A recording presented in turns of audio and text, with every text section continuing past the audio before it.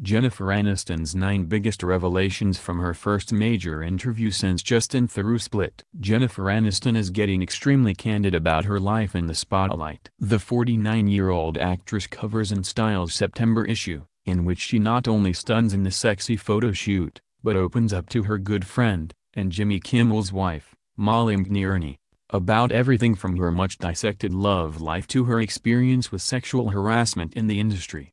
Read on for Aniston's biggest reveals, why she hasn't had a child. Aniston brings up tabloid rumors that she refuses to have a baby because of her thriving career and points out how hurtful they are. The misconceptions are, Jen refuses to have a baby because she's selfish and committed to her career, she notes, calling the assumption reckless. No one knows what's going on behind closed doors. No one considers how sensitive that might be for my partner and me. They don't know what I've been through medically or emotionally. She is also okay with not being a parent. There is a pressure on women to be mothers, and if they are not, then they're deemed damaged goods, she says. Maybe my purpose on this planet isn't to procreate. Maybe I have other things I'm supposed to do. Aniston does, however, love her friends' kids. McNierney notes how great the actress is with the writer's children, with Kimmel, 4-year-old daughter Jane and 1-year-old son Billy. I love those rascals, Aniston says. Also, they're good kids. I have to say, we're lucky. There's not one kid in the group where you think,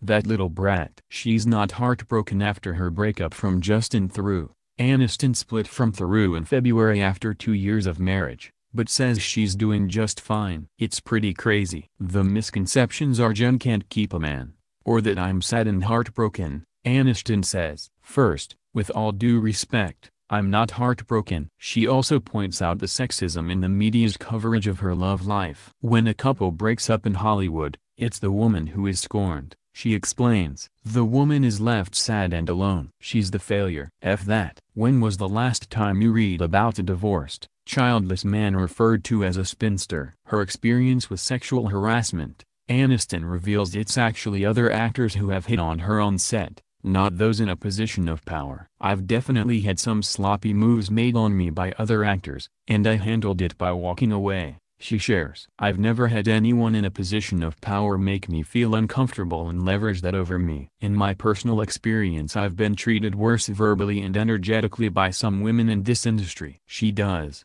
however, support the #MeToo and Time's Up movements in Hollywood. It's long overdue, she says. But we also need to be better at listening to one another. That includes men. They need to be part of this conversation. When everyone is mad and aggressive, people become too afraid to speak and there is no conversation. Same goes for politics. We need to include each other, to hear each other out. We can't stoop to the anger. Michelle Obama said it best, when they go low, we go high. We should all be living by that if we want real progress. She was bullied as a child because she was chubby. It's hard to believe America's sweetheart ever being unpopular, but Aniston says this was exactly the case during her middle school years. I was one of those kids who got sort of bullied, and I don't know why, Aniston surprisingly reveals. I was one of the kids who the others would decide to make fun of. It was an odd period of time during 5th, 6th, 7th grades. I was a little on the chubby side, so I was just that kid. Childhood is such a vulnerable time, and I'm sure part of me believed all that they teased me about, she continues. Thankfully, I didn't have a phone or social media to look at and think, oh, I'm not this, I'm not that. I just wanted to have fun and play capture the flag. She's a creeper on social media. Aniston doesn't have any Twitter, Facebook or Instagram accounts, but fully admits to checking out what's on social media from time to time.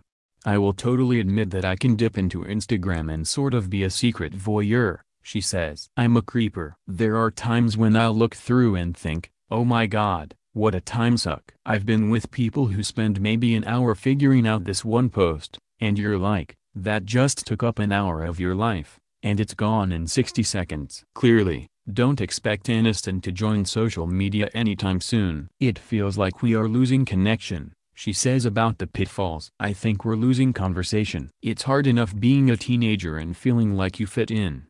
Now we're actively creating an environment and a platform for you to tell someone, I like you or I don't like you. That seems like an unhealthy formula for already insecure adolescents. We're pouring fuel on a fire. She shares hobbies with her famous exes. When asked about what hobby she would like to master, Aniston reveals it's sculpting. The tidbit is interesting given her ex-husband Brad Pitt's intense interest in sculpting after his 2016 split from Angelina Jolie. 12 years ago I had a beautiful art studio, and that was my dream then, Aniston says. I still want to take the time to have those moments for myself. I had a wheel, and I had a bunch of clay. In a May 2017 interview with GQ, Pitt also talked about his love for sculpting. The actor said that he's taken to sculpting at his friend's art studio in an effort to work through the chaos of his life and to help him focus his mind and his energies.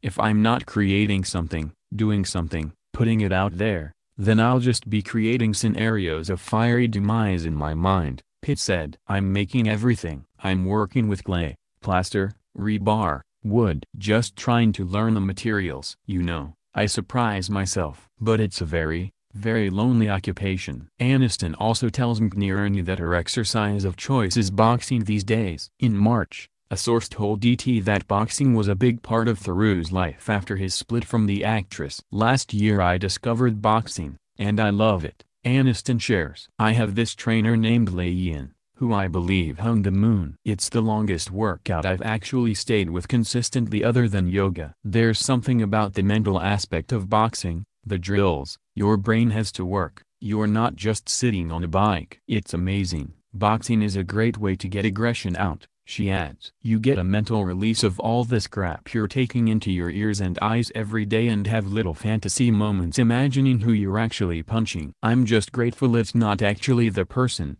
even though there's one person. You know what I mean. It's all good. In Theroux's June interview with Men's Health, he also talked about his love for the sport. People get pissed, get emotional, and that's kind of the point of sparring. Keep breathing, remain loose, not tense, he said. She's thought about leaving Hollywood.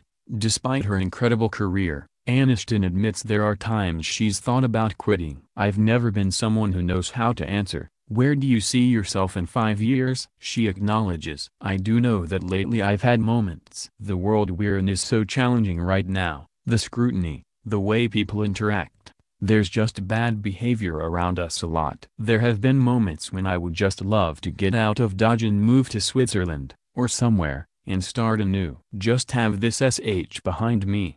Does it really matter? Are we really doing anything? What is my life's purpose?" These days, she combats these feelings by being choosier on which films she undertakes. "Every 7 years I try to sum up what I am doing and what I want to make my focus," she shares. "I'm trying to make better choices. I went through a period of saying yes to projects that I shouldn't have, but I felt like, how dare I say no? Now I'm trying to get better at saying no and to be a part of projects that actually, really matter, a la Dumplin' or The Gory Girls or this other film we're working on called The Fixer, about an amazing crisis manager named Denise White." She's up for a Friends reunion. Aniston isn't shutting the door on the show that made her a star. When asked about a possible Friends reunion, the actress says she's up for it. She's also still close friends with former co-stars Courtney Cox and Lisa Kudrow. "Before that show ended, people were asking if we were coming back," she recalls. "Courtney, Cox, and Lisa